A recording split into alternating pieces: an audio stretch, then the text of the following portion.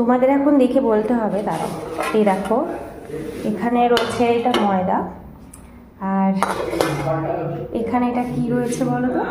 এটা হচ্ছে চিকেনের একটা মোটামুটি বলে দিলাম পুর।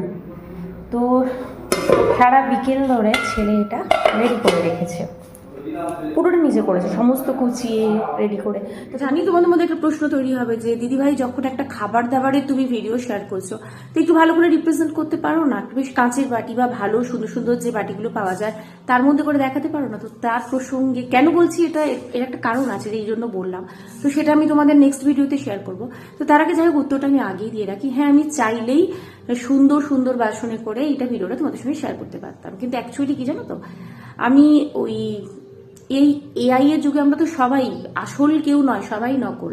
তো এই খাবারটা আমি নয়, বানিয়েছে আমার ছেলে। সারা দুপুর ধরে না ঘুমিয়ে খাবারটা বানিয়েছে। তো সমস্ত কিছু মানে আনাজগুলো পর্যন্ত ও নিজেই কেটেছে। তো এর মধ্যে আমি কোনো আর্টিফিশিয়াল জিনিস আমি অ্যাড করতে চাই না।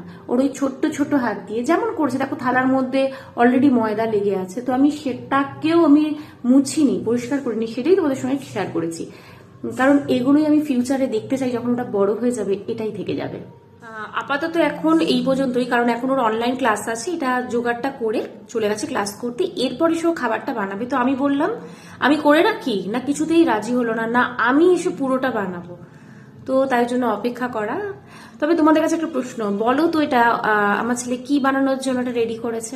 দেখি কেমন বলতে পারো।